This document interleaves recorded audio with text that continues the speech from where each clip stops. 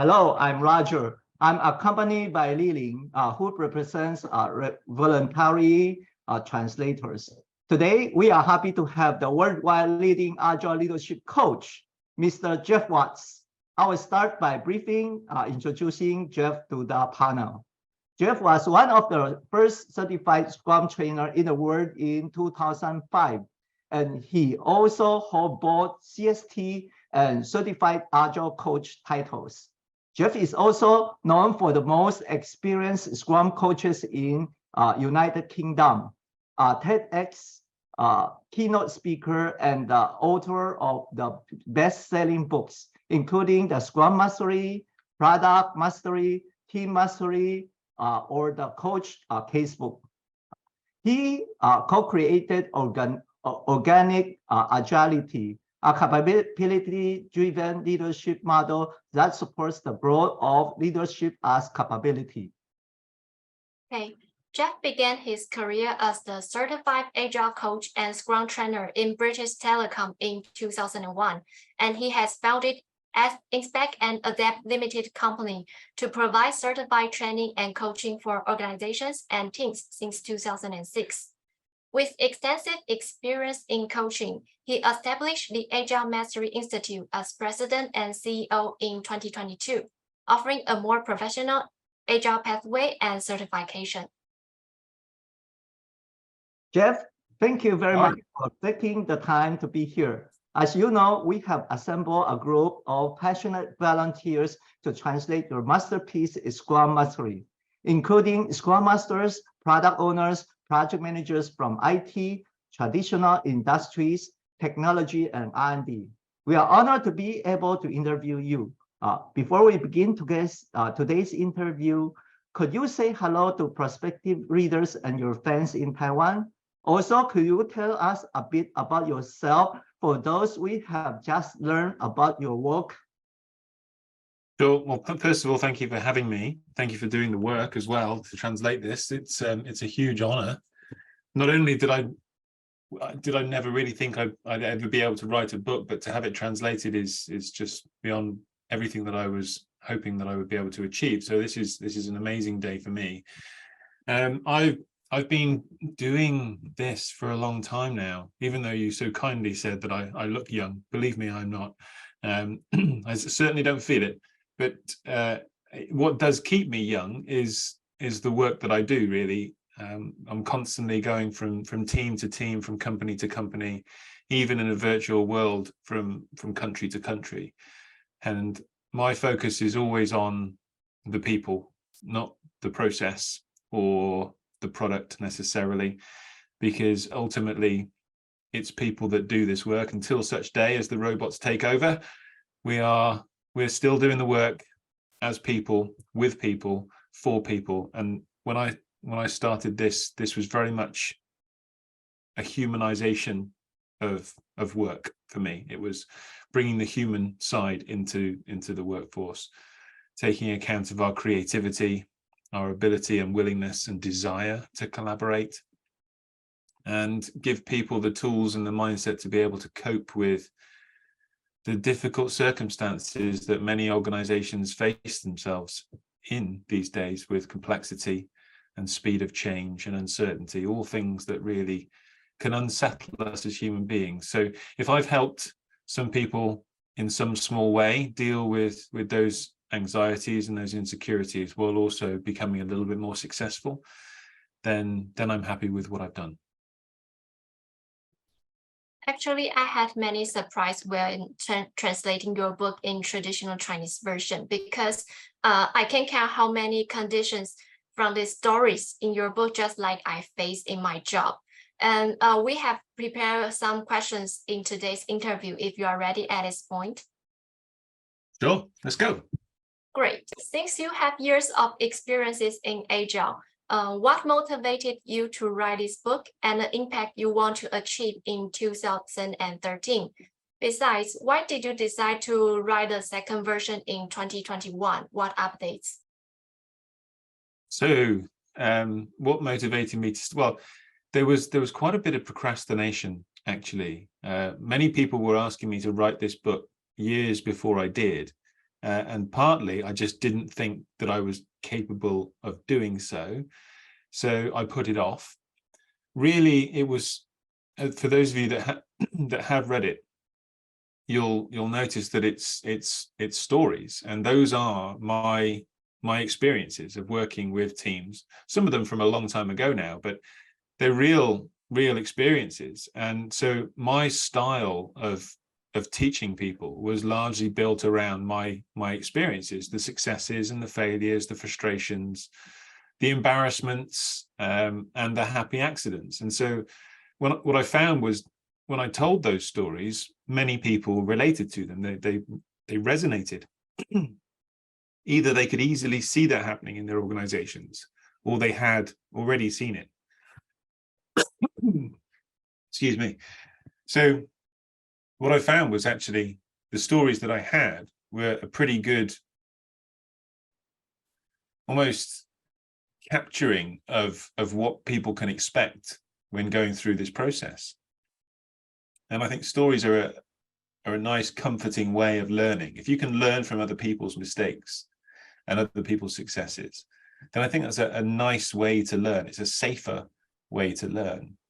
So the motivation was partly pressure, really. People said, Geoff, you should do this. We want you to do this. There needs to be something like this. And then it became can I prove myself wrong? So I had this limiting belief that I couldn't write a book. This was the message that I was telling myself, that you can't write a book. You're not an author. You're just a Scrum Master. And throughout my life, if there's been one theme, it's been to try and conquer the limiting beliefs that I have, from public speaking to writing a book, to drawing, to learning to play the piano, whatever it may be. If there's something that I'm telling myself I can't do, then at some point I will challenge myself to try and beat that. So that's where that came from. And it got good response. People were regularly sending me messages, nice messages, thanking me for writing it, telling me how it actually helped them, which gives you a lot of motivation to keep going.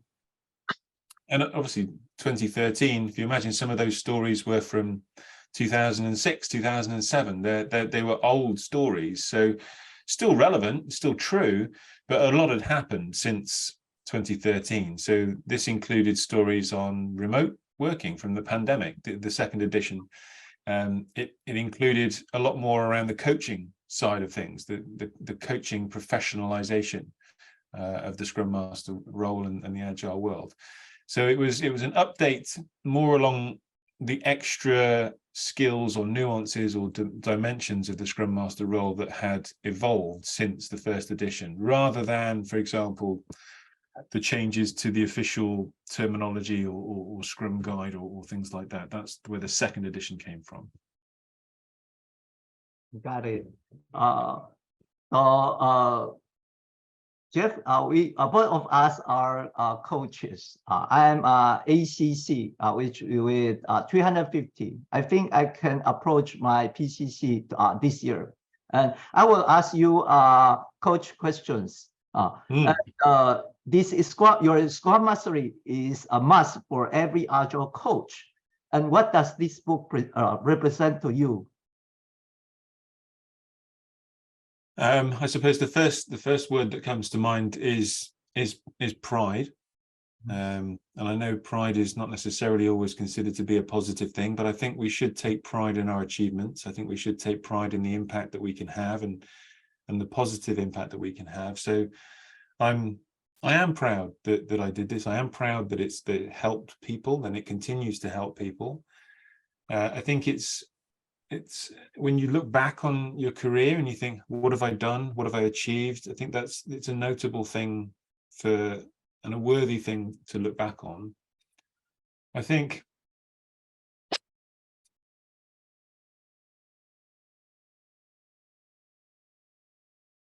one thing I see both sides to this. So it's incredibly flattering that people consider this to be a staple and a must read for Scrum Masters and so on. But I think there's also a downside to that, in that people need to find their own way. And one thing that I didn't want is for people to think that this is the way, that this is how you should do things. Different teams, different people, different companies, different cultures, different times, different domains, I think will require different tactics. And so I hope that it's not too constraining for people, either now or in the future. So there's always an apprehension about what you put out there. Is it going to be taken the way that you intend it to be taken, I suppose. So there's a nervousness as well as a pride. Wow. I think this is the most greatest book around the world, which is second to the Scrum Guide. Well, when comparing it to the Scrum Guide, I think it is a good comparison because they are very different books. My intention really was to make this more real life, more relatable, more applicable than the Scrum Guide. It doesn't really focus too much on rules or roles or responsibilities or anything like that. It's my view of the real life application of Scrum, the good, the bad, the ugly, the frustrating, from as many different experiences and perspectives as I could come across, in the full knowledge that I'm never going to be able to see every environment, every culture, every team. Yes, this is a very good book to read. Our volunteers say this book is very delicious because it is easy to understand and just like a story. So we can read it with our passion and our feeling. It's a very good book. Thank you. And now we are 274 people online. They just want to see you in the online. And now the Scrum Mastery, you discuss the journey of growing from a good Scrum Master to an excellent one, ultimately achieving mastery. Could you elaborate on the main changes that are happening in the process?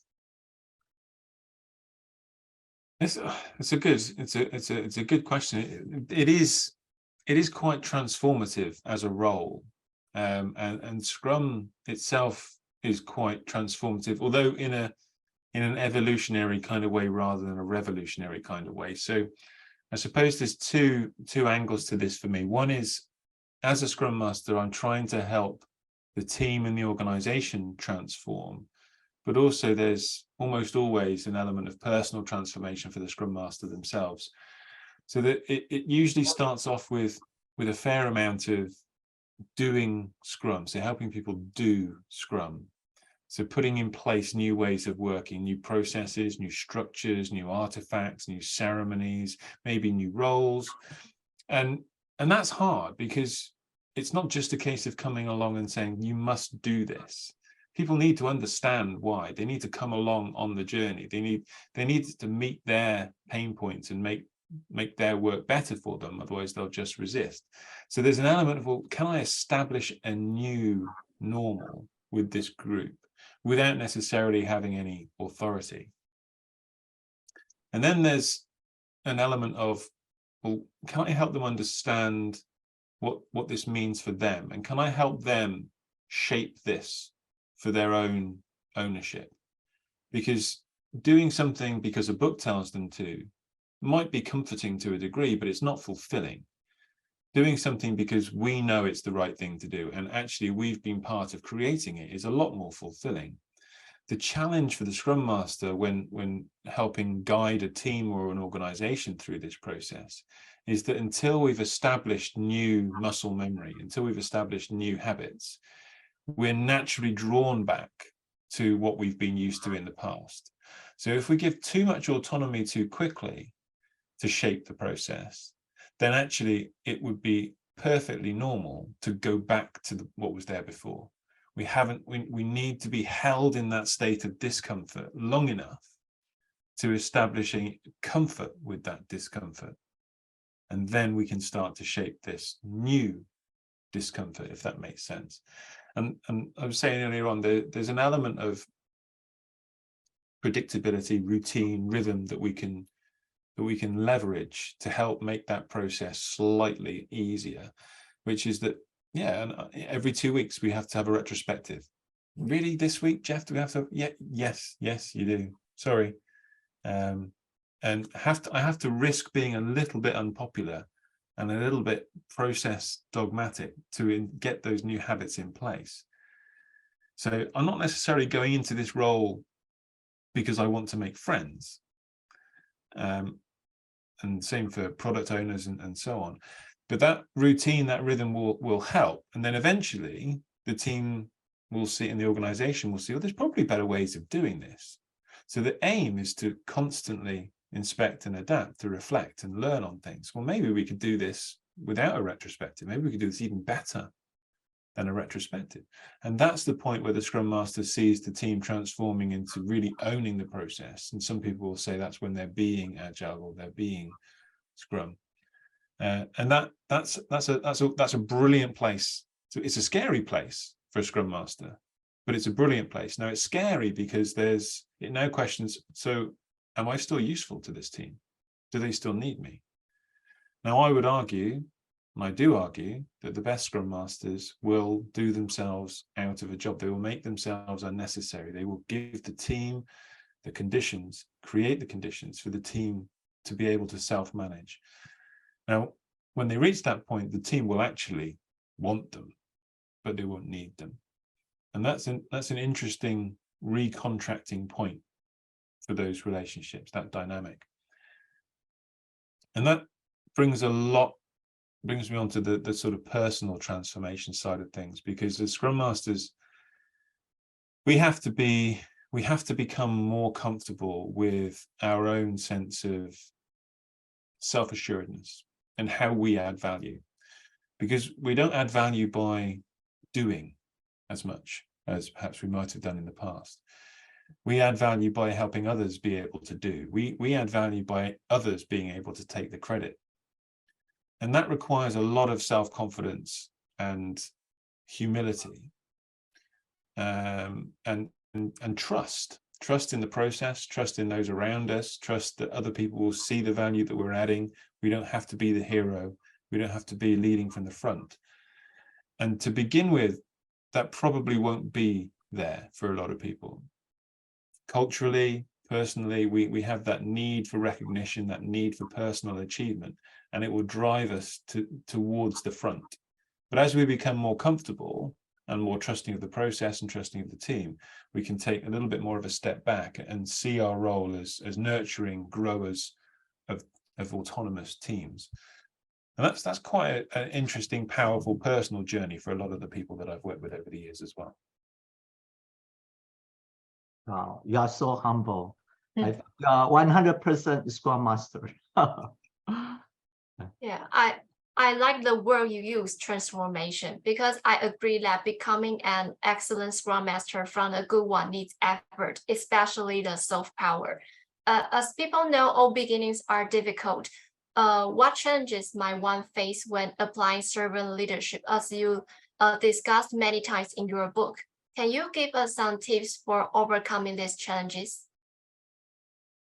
Well, so why is it the first challenge? I think it's at the front of my mind at the moment, because a lot of people have been talking about words, and I'm aware that a lot of the Scrum language and terminology has evolved from the English speaking world, which has its advantages and very strong disadvantages as well.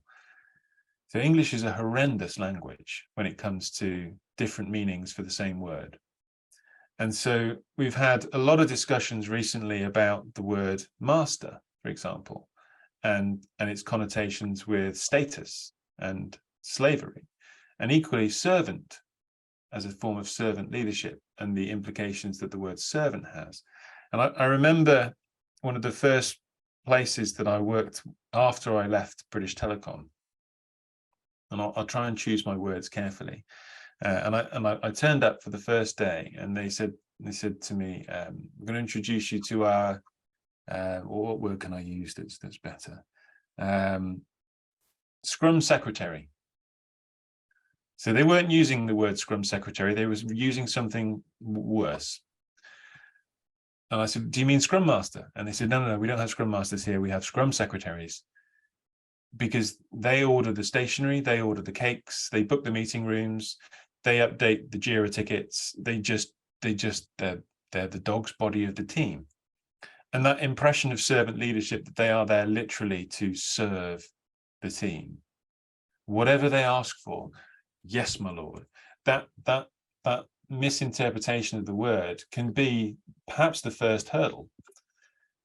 It usually isn't the first hurdle, but it could be. So really understanding what we mean by servant leadership, the idea being that I'm here to help create more leaders, not more followers. I'm here not for personal glory, but to help other people be successful. That sense of servant leadership, I think, is some of the big challenges that we have. And in a lot of our organizations, that's not what's being rewarded. Even now, it's still not what, when it comes down to it, it's often what is not rewarded within our organizations. And I have I was introduced to this phrase, I can't remember who introduced me to it, but if you reward firefighters, then you breed arsonists.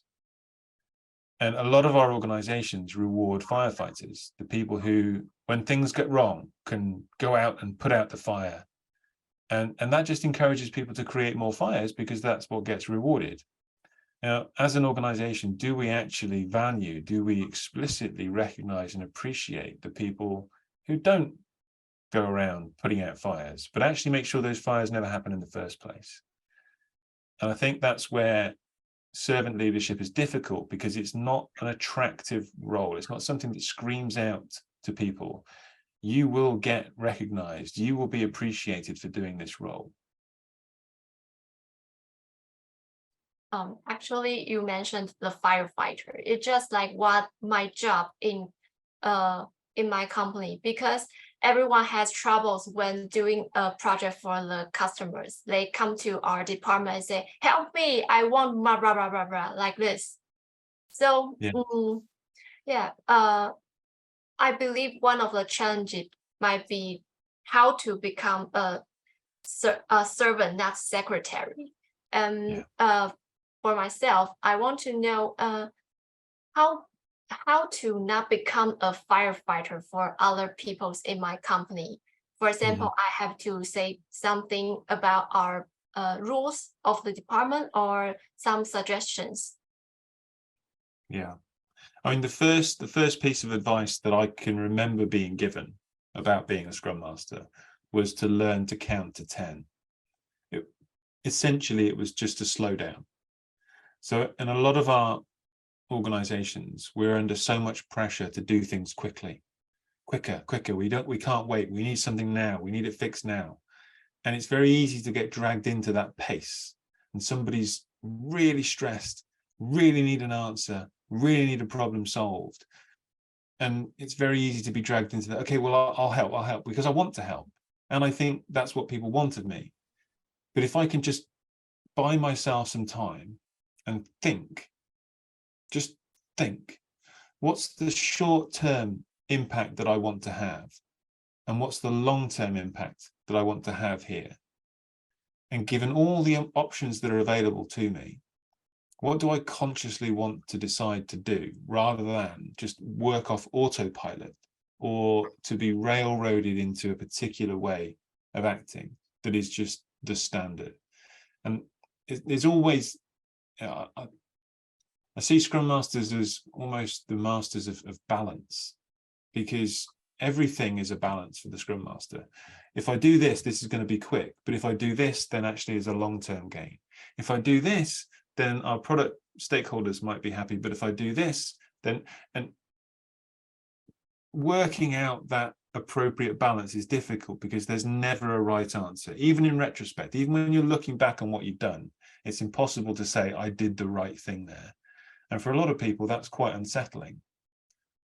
So I think being able to buy yourself some time and count and think through, be conscious and mindful about how you want to act.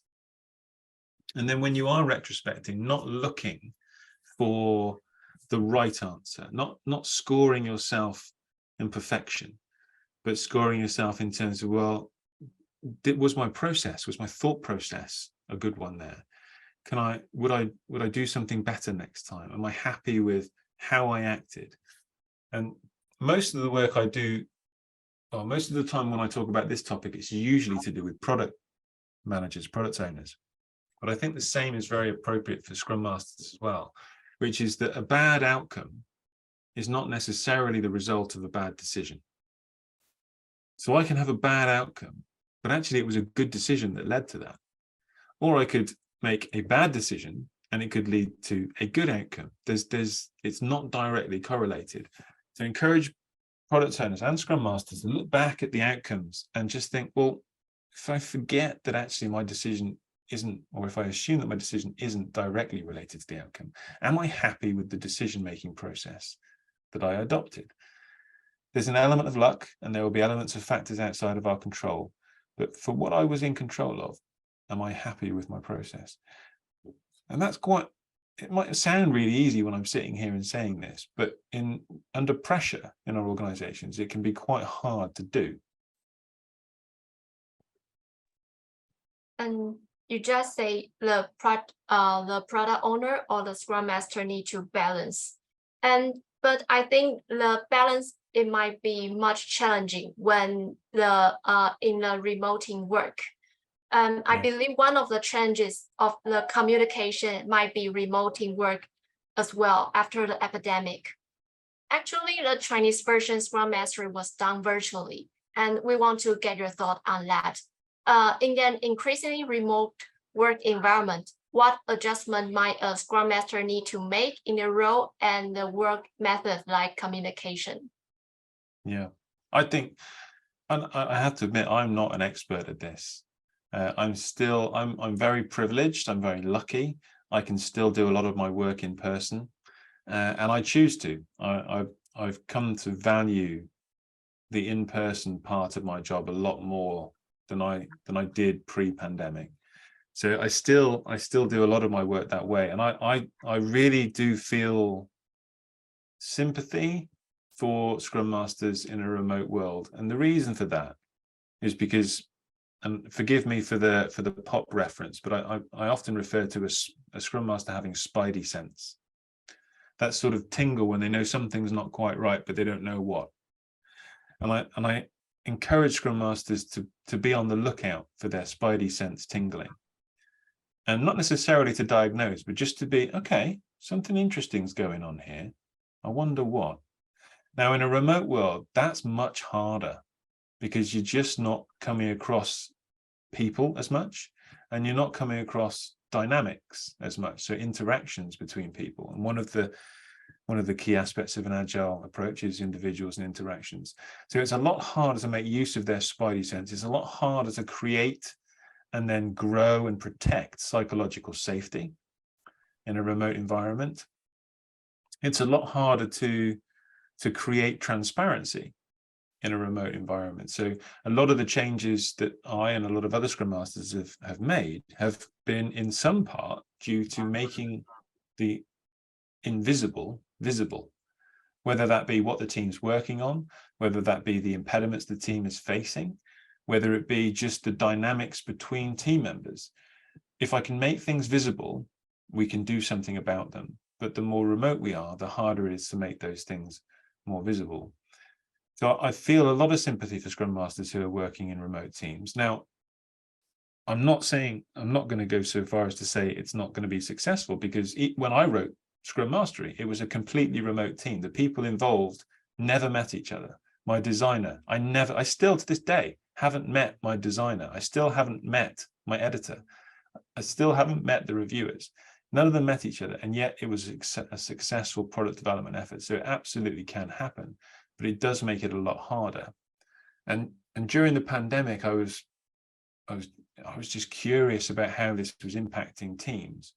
And I saw a lot of situations where actually trust reduced, where the less we see each other and the less rich the communication when we do see each other, the more suspicious and the less trusting we are of people. And trust is important in a self-managing team. So I think, yes, it's more difficult, but it's also more important to work out how to be an effective Scrum Master in those situations, whether it's going out of our way to have more conversations, whether it's going out of our way to use different tools to enable more higher bandwidth of communication, that we can see more, that we can interact more, whatever it may be. And I used to joke that it won't be long before we're having our meetings with our headsets on and it feels like we're in the same place, but we're not. And I think almost the sooner that we can get to that place, where we are right now is not as good as it was and not as good as it will be. And we're in this funny phase of, well, how do we cope with that? And some teams have coped with it much better than others. Some have said effectively, well, we can't do this now, so we're going to go back to telling people what to do. And it's an excuse to avoid self-management and servant leadership, which I can kind of understand. But so you are probably a lot more advanced than I am in this space. So you use this remote team to do the translation, and you used a Scrum approach for that. People are often asking me about AI, artificial intelligence and things like that. I'm not an expert in that either. Did you use any artificial intelligence or any technology there? Actually, we used ChatGPT in our program, and it's very working. And I think Roger can share our project with you if you are curious. Always curious.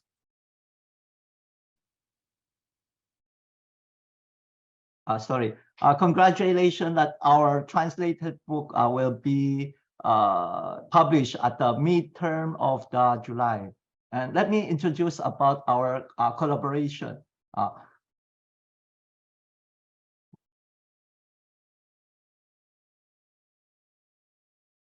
Can you see my screenshot?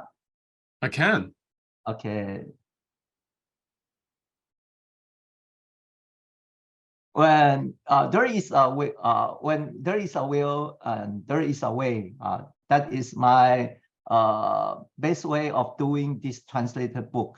So I have a great vision to let the Scrum Mastery Chinese version, which is the world first Chinese Scrum Mastery. We setting the first non-IT large-scale Scrum, which use Nexus product development. And we use the Scrum theory, which is the empiricism. And I observed that your company is inspect and adapt. I think it is come from empiricism. But in our translation team, we serve this as a real guide in translating. We always follow the Scrum 5 values and the Scrum 5 events. And we have a daily Scrum every day, even though we are virtual team. And the most special way to work is we use the Nexus. The Nexus is one of it's come from Scrum org, because we don't have a large scale Scrum, so we use the Nexus. And we expand to Nexus Scrum framework, adding the NIT team, which is the Nexus integration team, to our structure. This team is led by Scrum Masters, tackles cross-team integration issue daily, and greatly improving our problem-solving capacity. Our organization features independent cross-functional teams, just like this. We have 70 persons, and their unique contribution significantly enhance our overall output. And you may know these volunteers, some are project managers, some are product managers, and product owner, even the Scrum Master. But many of them are PhD, such as the professor of the university. And our operational success can be attributed to our compelling vision, Scrum fundamental principles, and Nexus innovative approach. These elements have enabled us to enhance productivity and effectively manage our large-scale operation. And here is the operation of our translation process of the Nexus. First, the team members finish the proofread translating, perform the quality assurance with each other. Then the final QA, such as Li Ling, will check the translated chapters on behalf of the product owner before the demonstration. And I'm the product owner. And then during the demonstration, the sprint review, the product owner invites the stakeholder to provide feedbacks. And integration, the team finalized to copy edit the draft to make it consistent in terms and style. And PO finalized the draft. And here are our Scrum teams. You can see we have our background, and this is your book design. And our cross-functional team is working with the ChatGPT on translation. Someone may be curious, we can translate it by ChatGPT. Why will we call a lot of volunteers? Because we are doing the cross-functional team with the ChatGPT on translation. Our team has been harnessing the exceptional translation capabilities of ChatGPT to produce translated documentations. While the AI translation proficiency is commendable, it often faces challenge in maintaining contextual consistency throughout the text. So we need a lot of volunteers. Initially, our dedicated volunteer did not rely on GPT for translation. But as we progress, we pivot to use GPT, which produces 3 translation versions. Our volunteer then select the most fitting version, refine it for precision and consistency. Our collaborative structure comprises the cross-functional teams with ChatGPT serving as the translator and our volunteers acting as editors.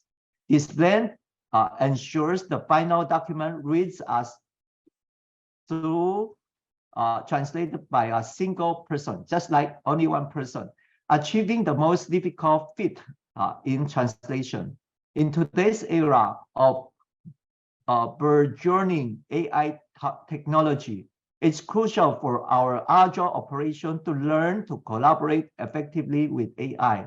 By doing so, we are able to deliver end-to-end results and provide maximum value to our clients. And here, I think your picture is more, your picture is more, you're more younger than your picture.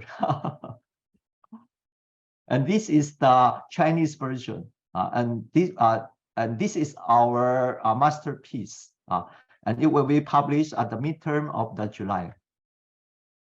And as a Scrum trainer, to promote Scrum is my destiny and duty. So with great power comes the great responsibility. That's my point. So great. So we've used the translation to educate and improve ChatGPT. That's good. And we've made another Spider-Man reference, and we've upgraded all of our volunteers from translators to editors now. So they're using ChatGPT to upskill themselves to this is great. Yes, that's one of the capability now we are doing, because it is the trend of the world. So we always need to do the cross-functional team with the ChatGPT.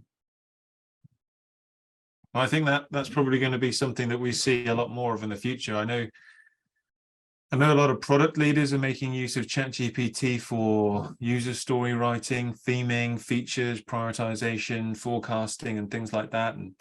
I'm sure there's going to be a lot more use of that as a support tool for teams and agile teams going forward.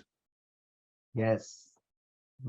And then let me go to the next question. And if readers had only 1 hour to read your book, what section would you recommend they focus on? Why? Well, I'm tempted to be really cheeky and say, well, read quickly and you'll get it all in an hour. But I think that's quite hard. So whenever people ask me where to start, I try and meet people where they are. So that's my coaching stance coming through. So I'd ask them to look through the list of attributes and think, well, which area would you like to develop? Most people in general, I suppose, would pick a couple. One is around the empathic listening. I think you can pick up a lot and become a much more effective Scrum Master a lot quicker by developing your listening ability, not just for what's being said, but also what's not being said and how it's being said. And then usually the other areas that most people pick are around their self-limiting beliefs.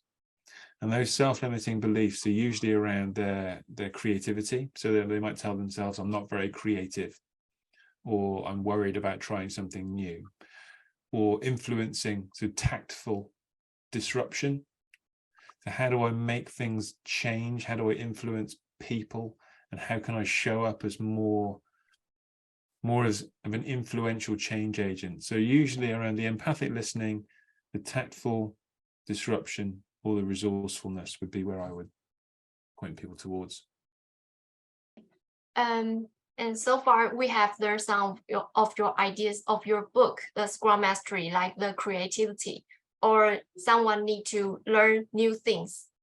And any additional comments or insight you would like to share with us? For example, if you have some suggestions for the Taiwanese company, how to use Scrum, and any ideas? Well, so the first part is a little bit easier than the second. I don't think I'm qualified to advise a Taiwanese company because I don't know enough about the culture. My advice would be to try and meet people where they are, to try and reduce any kind of motivational debt, and create a safe space for people to grow into this space and not expect things to happen overnight. I mean, and that would be the same regardless of where I went, even in another part of the UK. I don't know enough about anything to be able to advise how to do things, but I've got tools that you can use if you think you've got something you would like to do. In terms of other insights, I think we're at an interesting place with regards to a place in time, that is. I think we're at an interesting place in time with regards to Scrum Masters. And again, this might be a geographical thing. I think there's a trend that started certainly in the United States of Scrum Masters not being given the career credit and incentives that they're due. And the reason I say that is I see a lot of Scrum Masters who worry that actually they're unable to have a career progression path in this role. And so they're incentivized to progress, in their words, not mine, into an agile coach role.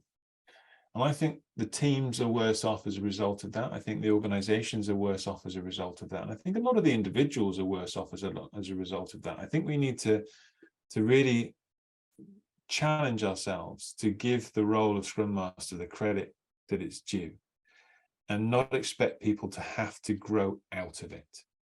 I think there's a lot to be said for becoming great at that role and great at that and the characteristics behind that role. And when I think, so there was a horrible analogy years and years ago when Scrum first came out between chickens and pigs, and saying there are 3 roles in a Scrum team that are committed, that are really involved, heavily invested in this. the American phrase of they've got skin in the game. You've got the product owner, you've got the development team, and then you've got the Scrum Master. And anybody else is interested in what's going on, but they're not committed to making it a success. And I think the Agile coach is someone who's interested, but they're not committed. And I think that's a big loss. If we're taking a Scrum Master out, as some organizations are starting to do, and instead hoping an Agile coach will play that role, we've lost a lot. And it pleases me that communities like yours see the value in this role, and are recognizing that for others, because people who choose this profession are adding a huge amount of value, and we need them.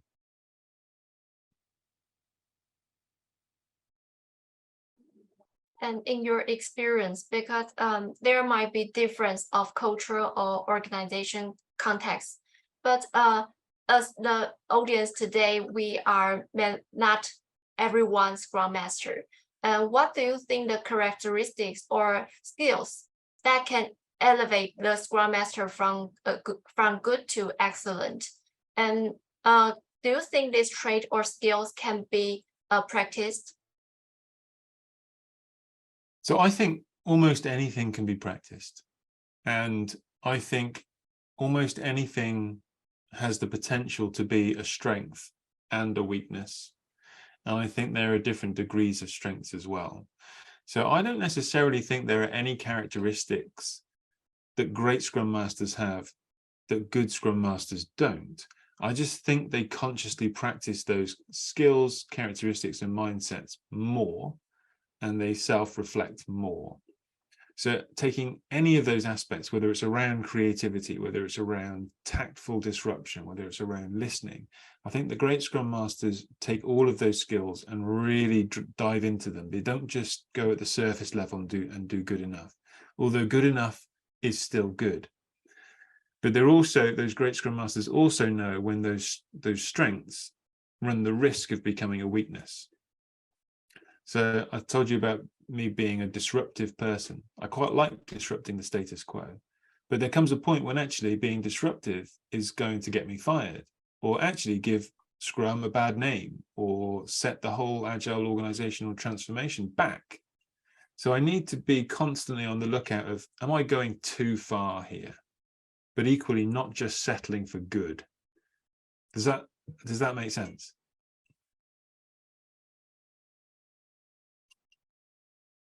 I'm not a professional, but so I can figure out if it makes sense or not.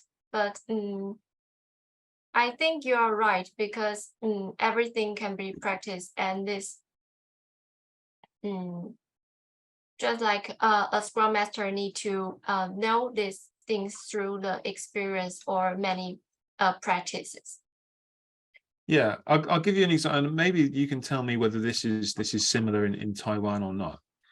But there's quite a common view that over in the UK, and I think the same in the US, either you're a creative person or you're not, or you're born creative or you're not, you're born artistic or you're not. And I don't believe that.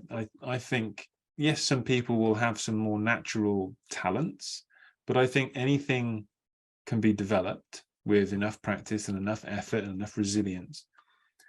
And that sense of, well, this is important, this is valuable, and it might take a bit of time for me to get there, but it's worth it, and I'm going to stick with that. And I was in Vienna a few weeks ago for a workshop, and I went along to one of the museums there, and I saw some Picasso artwork, and there was a quote from Picasso which said, every child is born an artist, the challenge is to remain one as we grow up. And I think a lot of Scrum Masters a lot of the great Scrum Masters actually role model what might be considered to be childish behavior almost, but that sense of, I've got a 4-year-old as well as a 20-year-old, and to my 4-year-old, anything is possible. As far as they're concerned, they can grow up to be Spider-Man. right? And whereas my 16-year-old, he wants to fly a plane, my 4-year-old just wants to fly, all right?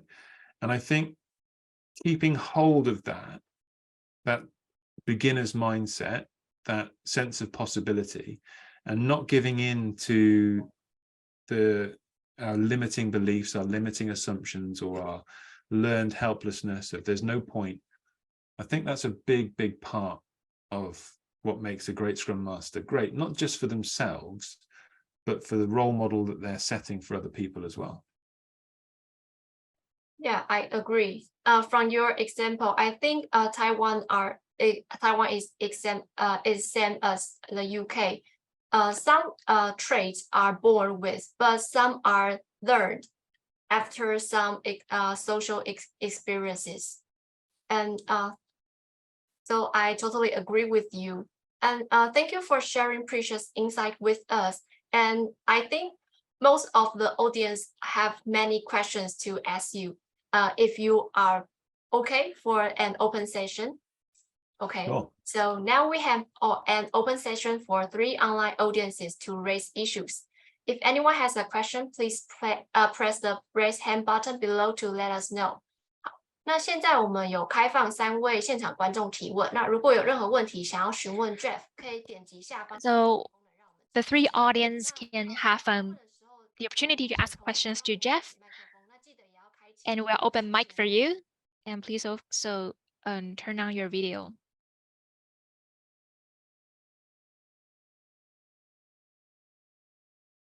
Okay, we have Fisher.